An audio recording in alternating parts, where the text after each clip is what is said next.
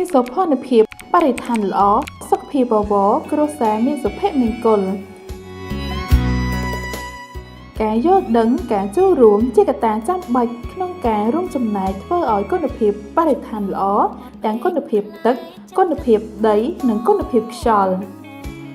គឺជាសមាសភាពដែលចាំបាច់បំផុតសម្រាប់ជីវរស់មានជីវិតមិនថាមនុស្សសត្វឬរុក្ខជាតិឡើយ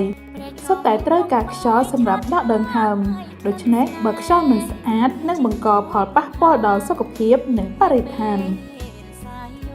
ដើម្បីបញ្ជ្រាបការយល់ដឹងនិងបង្កើនការចូលរួមទប់ស្កាត់ការបំពុលខ្យល់ក្រុមការងារបរិស្ថានខេត្តកំពត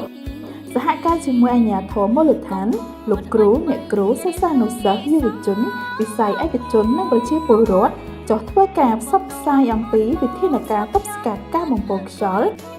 នៅតាមសាលារៀនសាលាឃុំសង្កាត់និងទីសាធារណៈ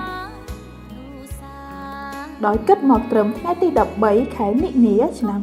2026នេះបានចំនួន21លើកស្មើនឹង28ទីតាំងមានអ្នកចូលរួមសរុបចំនួន8390នាក់